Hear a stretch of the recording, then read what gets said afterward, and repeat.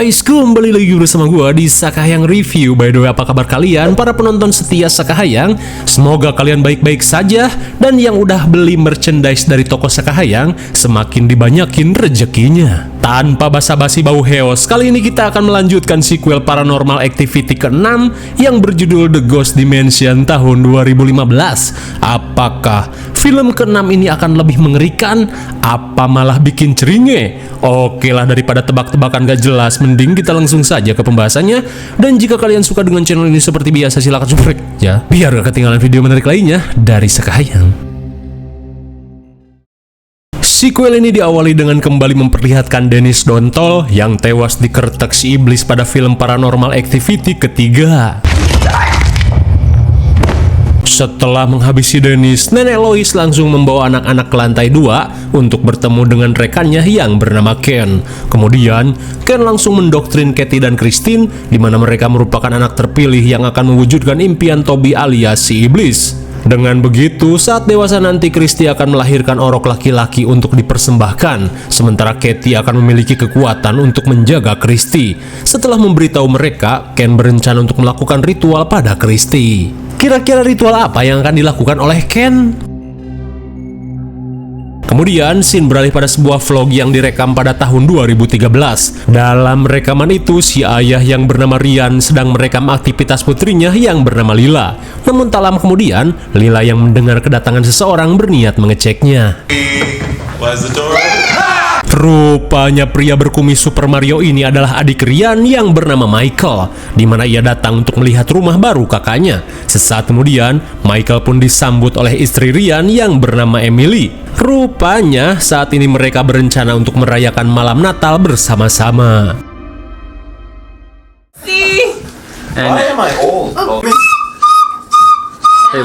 Di siang harinya, Michael terlihat mengisi waktu dengan mengasuh Lila bersama bibinya yang begitu hot bernama Olivia, di mana gua yakin penampilan Olivia di film kali ini akan membuat kalian semua betah. Sesaat kemudian, Michael berniat menunjukkan kostum-kostum yang telah ia siapkan untuk menyambut malam Natal. Vodka? Vermouth? No. What's your It's pleasure? just. Those. Yeah, man. Check it out. Oh my god!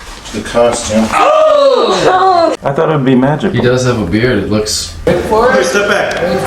I know I say this every year. My grandmother gave it to my mom. It's gorgeous.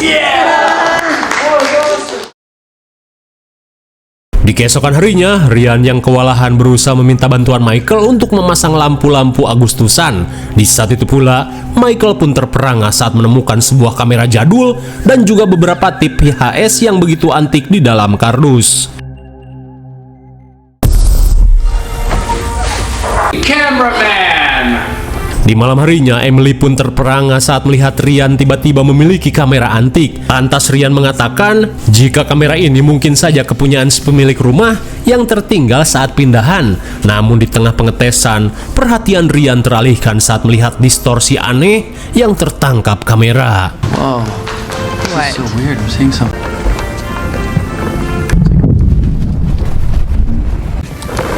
It sounded like I was underwater when I. Entah apa yang sebenarnya terjadi. Ryan pun heran saat lensa kamera ini menangkap partikel-partikel yang aneh. Lantas apa yang sebenarnya terjadi di tempat ini? Di tengah malam, Ryan yang penasaran kembali mengecek partikel-partikel aneh yang sempat ia rekam. Tapi anehnya, partikel itu sudah menghilang. Hingga sesaat kemudian, Emily mengajak Ryan untuk membuat bayi daripada rekam nggak jelas. Definitely. Wow.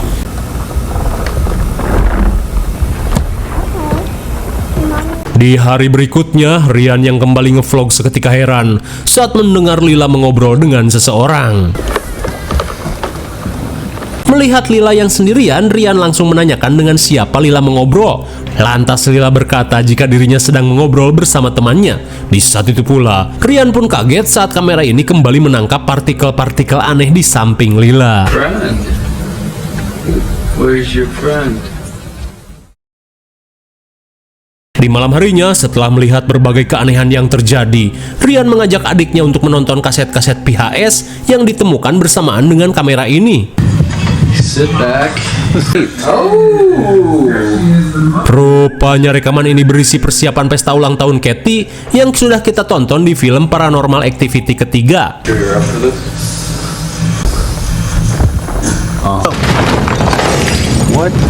Dirasa ada sesuatu yang aneh, Ryan kembali melanjutkan ke kaset selanjutnya dan sungguh merinding saat mereka melihat rekaman ritual perjalanan astral yang dilakukan oleh Christy, di mana dalam rekaman itu Christy mampu melihat dan mendeskripsikan tata letak kamar yang akan ditempati oleh Lila di masa depan. Mendengar hal itu seketika membuat Ryan tercengang. See there, Christy? In the house. Making her do this. Who's him? He's there. A fuse, firing up that old VCR. Setelah sedikit di jumpscare, Ryan pun semakin penasaran dengan misteri yang ada di rumah ini.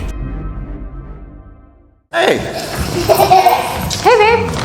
Di keesokan harinya, mereka pun terlihat sibuk membuat kue untuk menyambut malam Natal. Lantas sambil basa-basi, Ryan pun menceritakan semua yang telah ia temukan pada Olivia. Mendengar hal itu, jelas membuat Olivia merasa penasaran.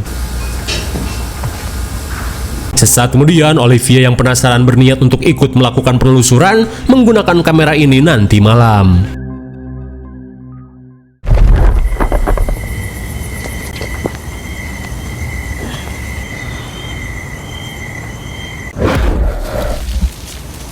Di malam harinya, Olivia yang sedang melakukan tes tidak menyadari jika barusan ada bayangan hitam yang melintas.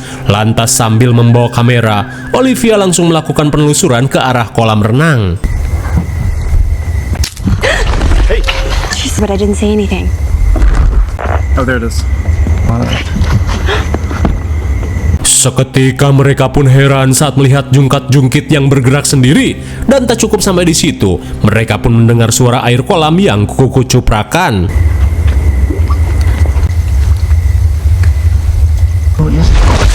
Fuck! Something just flew out of the pool.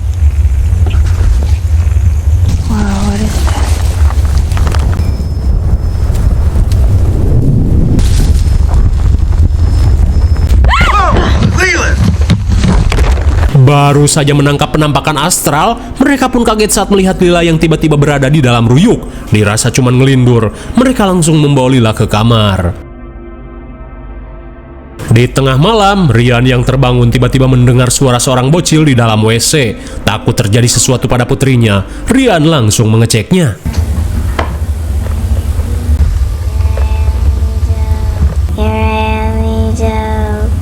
Sontak Ryan pun heran saat melihat tingkah aneh Lila yang ngomong sendiri di depan cermin. You're bleeding. What happened? Oh my god, rupanya Lila sedang berkomunikasi dengan sosok makhluk goib di dalam cermin. Di keesokan harinya, Ryan langsung memasang beberapa kamera agar penampakan atau keanehan yang terjadi di rumahnya bisa terekam dengan jelas.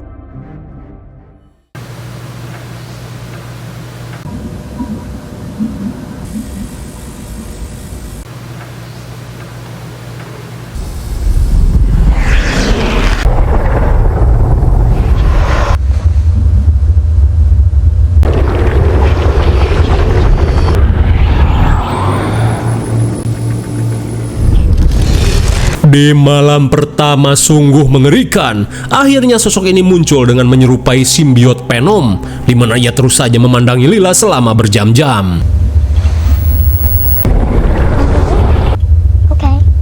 Beberapa jam kemudian, entah apa yang dibicarakan sosok tersebut, Lila pun seolah mendapat perintah untuk melakukan sesuatu. Di saat itu pula, Olivia yang mendengar percakapan Lila merasa heran dan memintanya kembali tidur.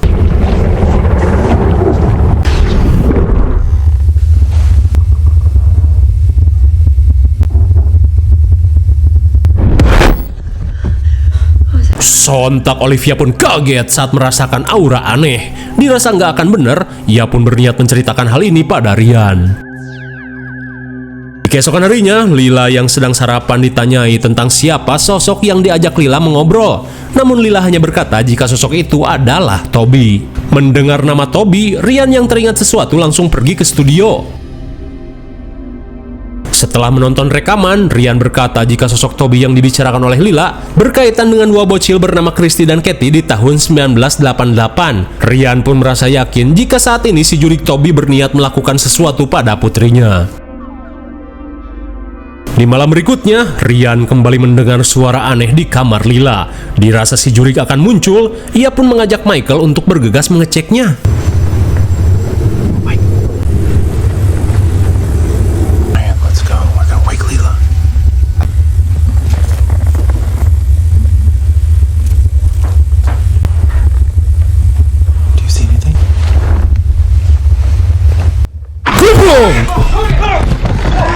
Seketika Michael pun heran saat melihat Ryan yang tiba-tiba ngejelengak. Lantas Ryan memberitahu jika kamera ini menangkap penampakan yang mengerikan.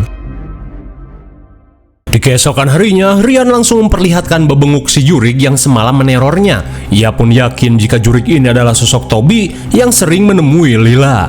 Kemudian Ryan berniat memindahkan kamera jadul ke lorong kamar putrinya.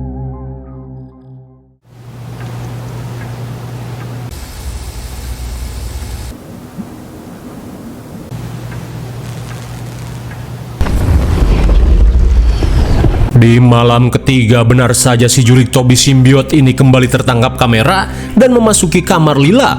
Hingga saat Lila terbangun, ia pun disuruh Toby untuk melakukan sesuatu.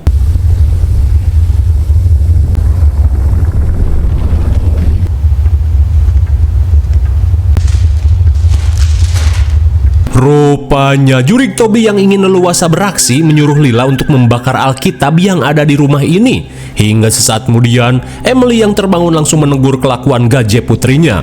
Lantas ia pun langsung membawa Lila kembali ke kamar untuk tidur.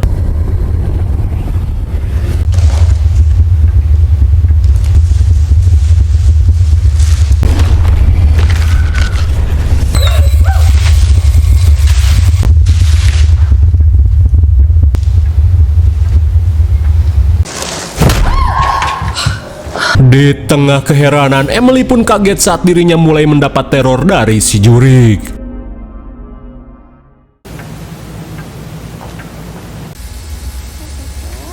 Where does it go?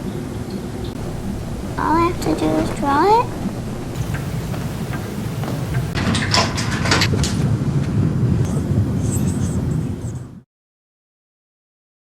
Oh my God. Di keesokan harinya, setelah Lila bermain-main dengan Toby, Emily pun kaget saat melihat simbol-simbol aneh yang membentuk sebuah pintu digambar oleh putrinya. Hingga setelah melakukan penelitian, di malam harinya Ryan berkata jika coretan di kamar Lila merupakan simbol pemujaan iblis yang eksis pada abad pertengahan, di mana cenah simbol ini digunakan sebagai mantra untuk membuat portal dimensi waktu. Di tengah obrolan, seketika mereka pun heran saat mendengar suara suling dari kamar anaknya.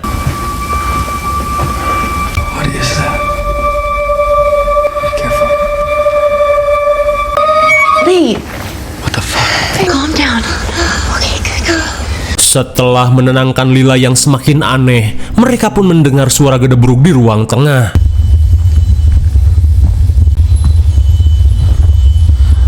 What is that? There's something out there.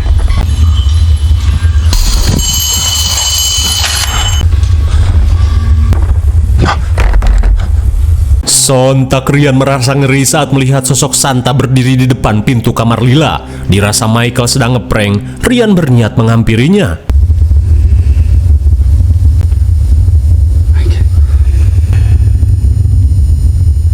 Ryan, what are you doing? No.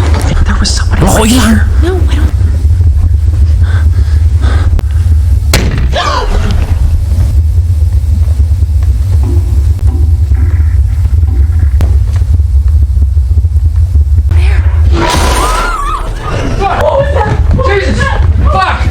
Setelah mengalami teror yang semakin menggila, mereka yang kena mental bergegas membawa Lila keluar dari kamar. Di keesokan harinya, Emily yang khawatir berencana memanggil seorang pastor untuk mengusir jurik yang bergentayangan di rumah ini. Hi, Emily. My wife, Emily. Hi.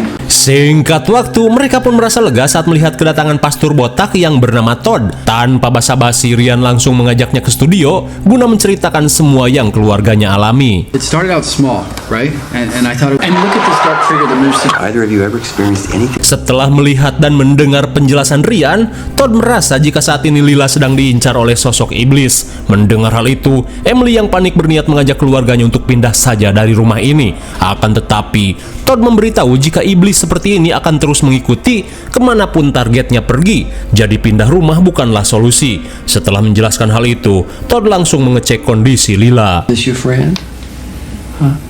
Sambil mengobrol, terlihat Todd langsung mengoleskan air suci untuk setidaknya menahan aura negatif.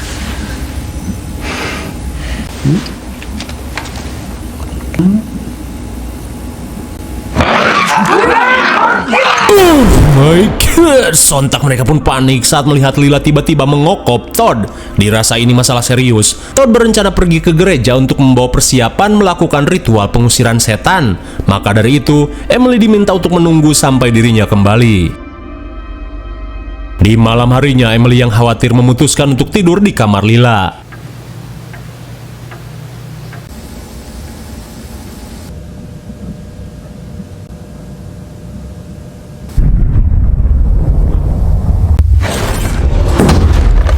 Hingga di jam 3 pagi, Ryan pun kaget saat mendapati kameranya sudah tergeletak. Dirasa si iblis kembali muncul, ia pun bergegas membangunkan Emily.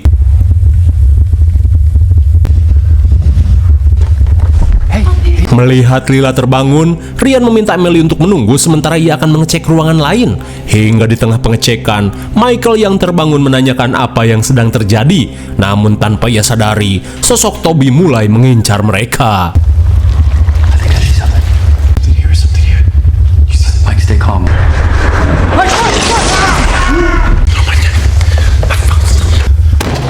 Oh, what was that? Shit! Wait. I see it. Fuck me, Ryan. Next time I'm just gonna stay in my...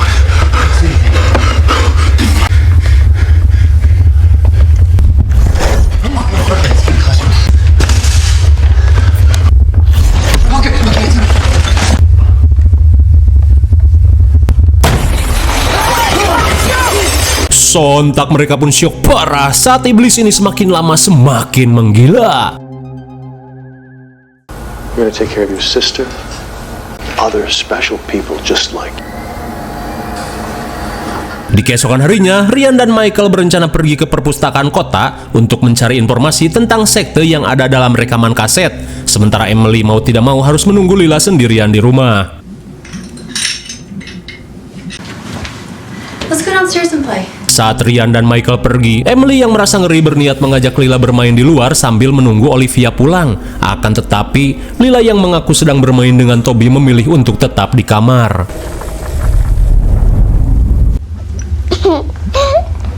Seketika Emily panik saat melihat Lila yang tiba-tiba nyengir sendiri.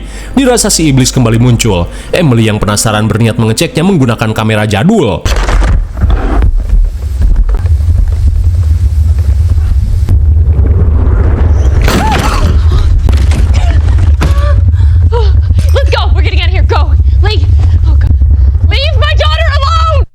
Tak ingin terjadi sesuatu, akhirnya Emily memaksa Lila untuk bermain di luar. Singkat waktu, Ryan yang baru pulang menunjukkan selebaran poster anak hilang yang bernama Hunter, di mana menurut berita, Hunter dinyatakan hilang setelah keluarganya dihabisi oleh sekte misterius 2 tahun lalu. Lantas sambil menunjukkan rekaman video, Ryan merasa heran karena anak dalam poster ini sempat muncul dalam rekaman yang dibuat pada tahun 1992. Sedangkan Hunter ini lahir pada tahun 2005, sama persis dengan kelahiran Lila. Seolah-olah Hunter mampu melakukan perjalanan waktu ke masa lalu.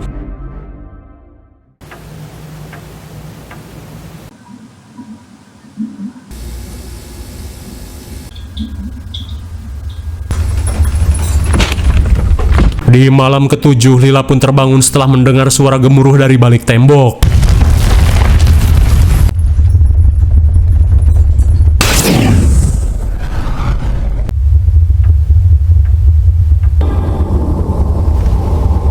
Dan benar saja, simbol yang dibuat oleh Lila telah membuka sebuah portal dimensi.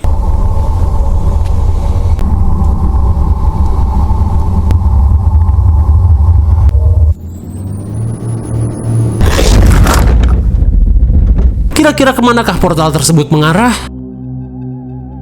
Singkat waktu di tengah situasi poek, Emily dan Ryan terlihat panik saat menyadari putrinya telah menghilang entah kemana.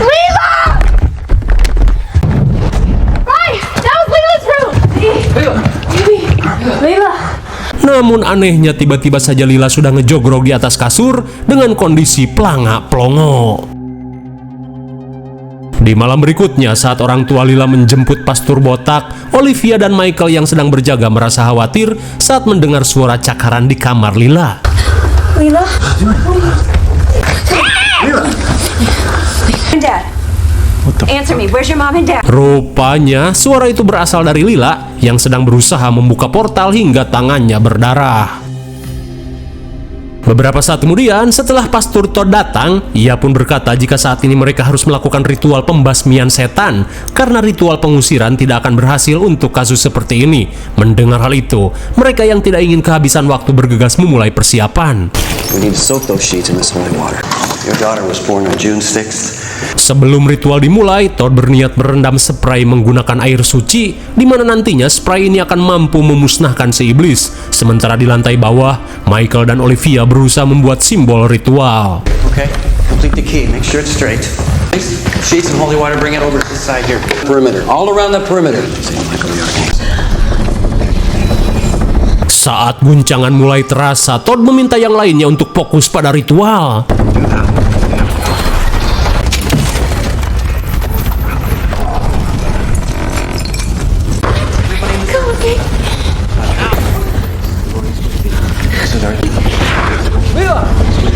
What's what you're doing?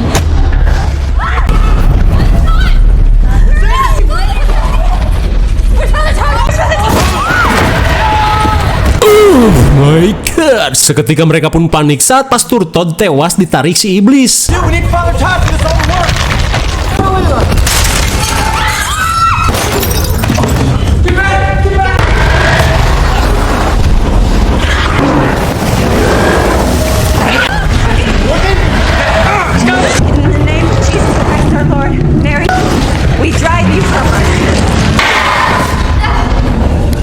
Betapa leganya mereka saat melihat Lila kembali sadar. Akan tetapi kengerian tak cukup sampai di situ.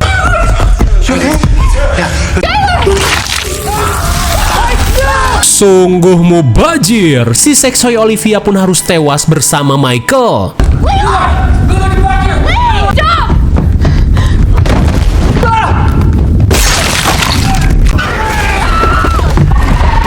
Setelah seluruh keluarganya tewas, Emily yang panik tidak tahu harus berbuat apa lagi. Dan satu-satunya jalan adalah sebuah portal yang terbuka. Dirasa Lila pergi ke sana, Emily yang tidak punya pilihan lain nekat untuk memasukinya. Lah, rupanya portal ini mengarah ke rumah Katie dan Christine ketika masih bocil di tahun 1988. Di saat itu pula Emily yang mendengar suara Lila bergegas mencarinya.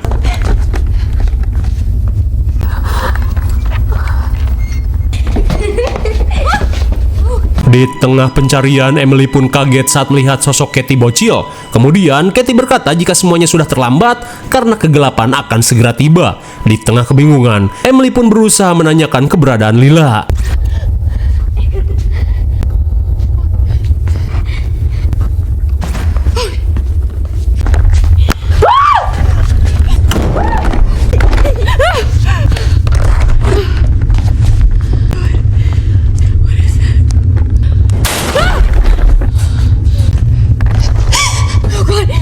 Betapa leganya Emily saat menemukan putrinya meski dengan kondisi yang aneh. Namun tak lama kemudian, seketika Emily panik saat melihat kedatangan si iblis Toby.